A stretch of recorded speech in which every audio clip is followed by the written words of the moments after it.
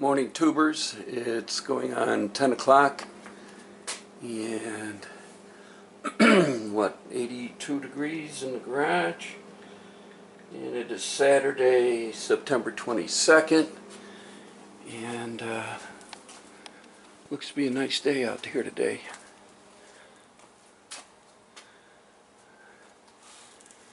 So let's see. Classic Industries, I got the lenses, I got the gaskets for the side marker lights. Nick told me, Rare Rat told me I didn't need these. We'll just leave them there. They don't appear to screw out or anything, so I'll just leave them and not take the chance of busting the housing. I did get the screws for the lenses, and I did get the, I guess I call them barrel bolts for the side marker lights. I've pulled out the connectors for the transmission for the reverse lights. I've got all my soldering stuff done. I got all the extra wire that for the that I had for the car. I saved every bit. Every scrap that's over a foot long. Had to go to McFadden and get some more butt connectors and eyelets.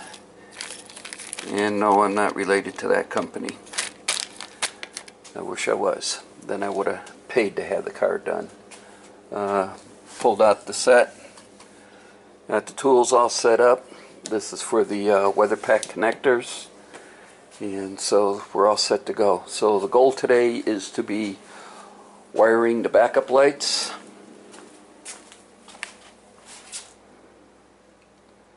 and taking care of the neutral safety switch.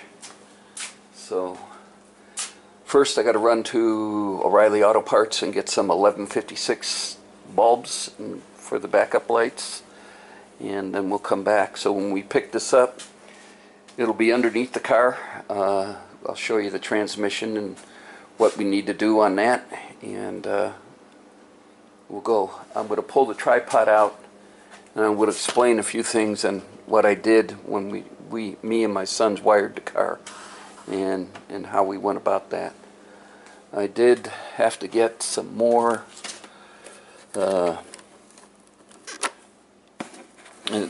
power braid from Painless. If we pull this here and pull this here, this is the box I keep of all the used, and this is what I use to sit there and wrap the wires in. And this is more. This is 20 feet of the 1/8 inch, so got some more of that. And since it was through Summit, you got some more Summit stickers. Anybody wants those, let me know. I'll fold them up and stick them in an envelope and send them to you. No charge. Just leave a comment on this video, and I'll need your address. So, and if you want to do that, then and any more of my stickers. Let's see. Yeah, this sticker, and what's the other one we're sending out in this one? You want those stickers, and you want the Summit stickers, send me an email, tanoble@cox.net, and I'll send you the stickers at no charge. And so, oh man, I'm trying to do this one-handed. Oh, the clock's going off. So that's where we're at for now. I'll pull the wire ties back up, and that's what we plan on doing today. I did get some more heat shrink while I was at McFadden. We got some more electric solder. because this tube is just about empty, and I've got enough propane, yeah, for the soldering gun. So, but when I get back from O'Reilly, we'll go from there. So when I have more, I'll turn this back on later. Hey tubers, back from O'Reilly's. And so if you see down there, see if I can hold the camera and the flashlight at the same time. Right there, that X right there. I don't know if you can see it. And there's one on this side. Right there. That's for, let me grab the flashlight. That's for these to come up through and tie into these. These are the backup lights. This is power to the backup lights. I had forgotten that we had already wired the transmission for that. So let's put it in reverse. Turn the car on.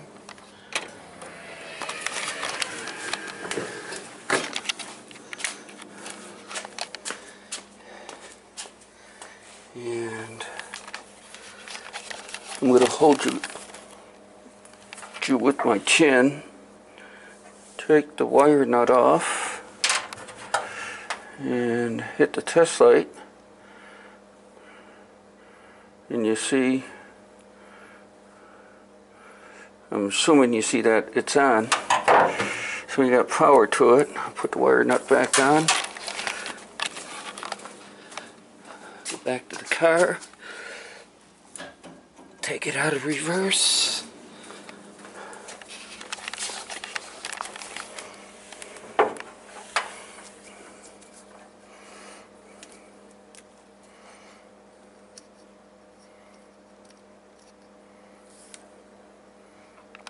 And you see it's off.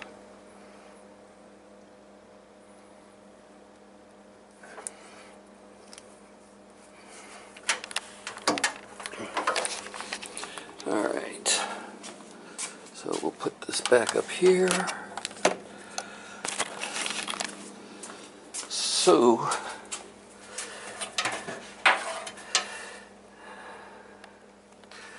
this is the backup light for the left, and here's the backup light for the right. So let me pull this off.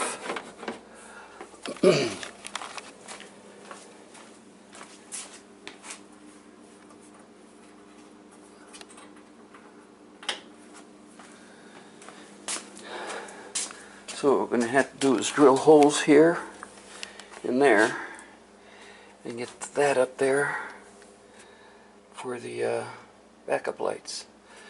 But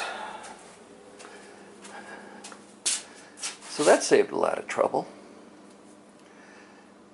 So let's see. Yeah.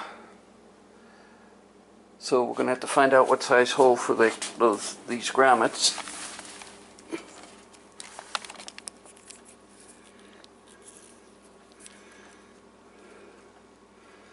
And I'm not going to use this style of GM plug, so we'll cut that off. And we'll go from there. When I have more, I'll turn it back on later. Hey tubers, got one of the grommets out, and it fits snugly in a 7/16 hole. So I have a complete drill index out there, and so I sat there and said, okay, 7/16, so 7 divided by 16 gives me a 0.4375.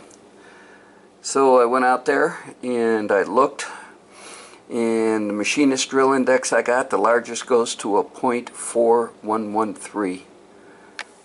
So I went to Home Depot and got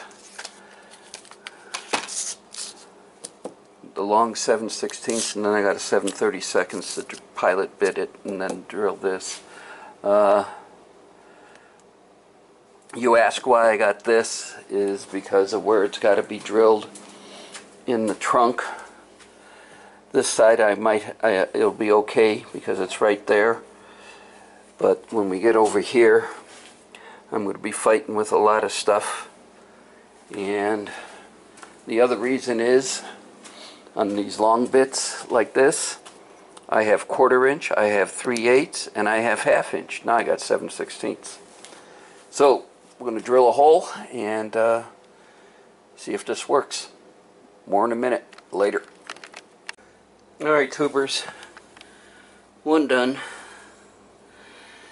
I don't know if if I like the LED or not. But here's how it turned out. And it's a disconnect. So we'll end up wire tiring it up here, something like that. Get it out of the way. So, one done, one to go. Hey tubers, lenses are in, lights work.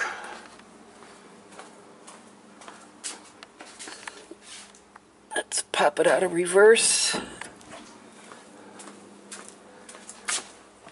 And the lights are off.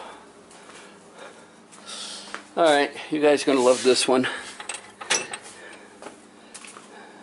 My son Patrick is here. And I had dropped one of these barrel nuts. Let me get the flashlight.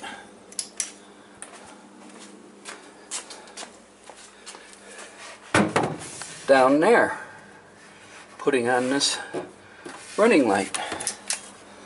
So we're fussing for it and fussing for it with the magnet. And all of a sudden he says, I think I got it. And this is what he pulls out of there. I didn't remember that. I mean, I thought I counted all these when I did the trunk drop. I gotta be kidding me. So anyway, that's neat. But yeah, we'll just wire tie these up, get them out of the way, and I already started on the running lights, so we'll get that going. When I have more, I'll turn it back on later.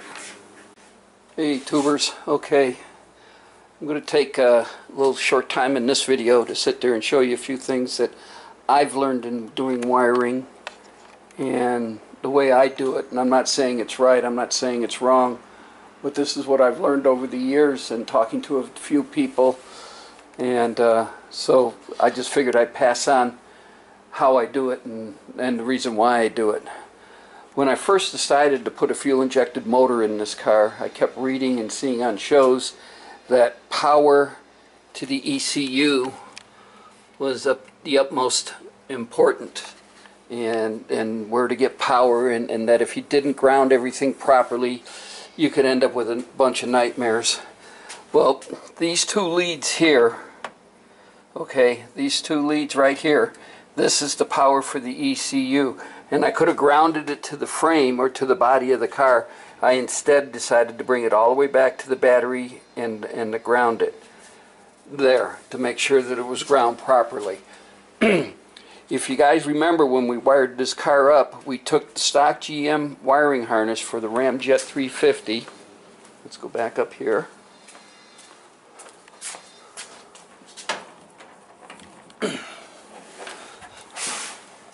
And we laid it on there, and we didn't like the way it looked.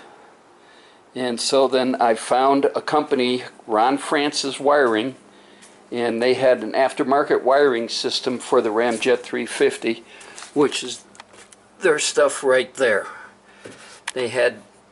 We kept the stock ECU, but they came up with a fuse panel. And so we had that, so we ended up melding the painless kit for the car and then the Ron Francis kit for the fuel injection, and end up having to put those together, so there was a lot of wire splicing and everything else. Again, I was told, and I read several places, that we had to ground the car. Let's see, where is it? This engine is grounded like about 3 different times, and I can't seem to find them now. And we did it several times. I know we did, and in several different locations.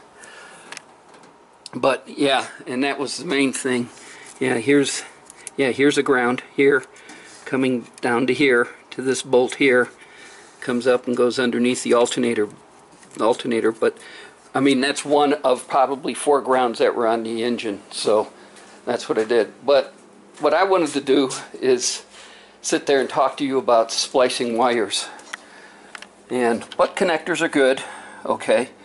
I had talked to 2 electrical engineers on this, and they say butt connectors are good, they work perfectly well, but there is always a chance of some corrosion getting in there, and there's a chance of corrosion getting in on everything.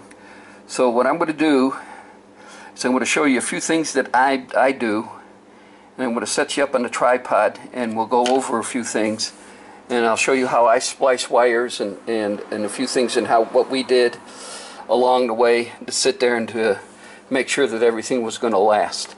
So let me get you set up on the tripod, and we'll get going. Alright, tubers, we're under the car. Now this, according to the transmission instructions, this is the Tremec 5-speed. It'll go all the way up here to the front. Yeah. Okay. Right there is the backup light switch.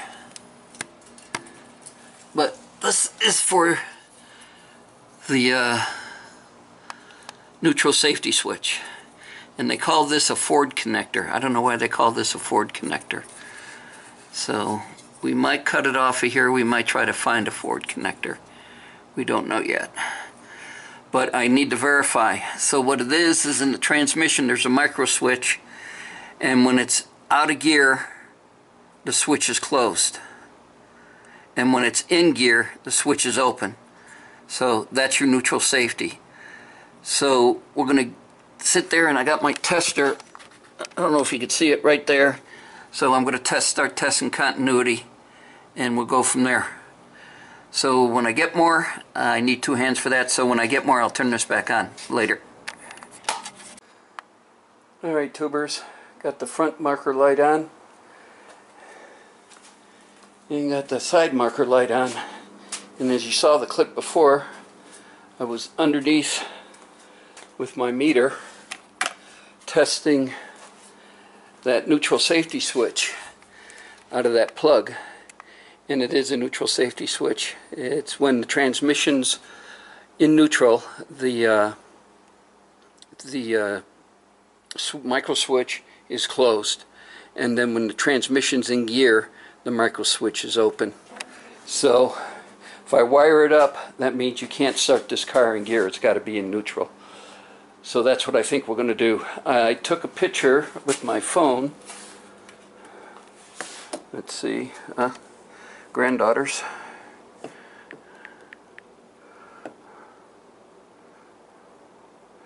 Of that plug.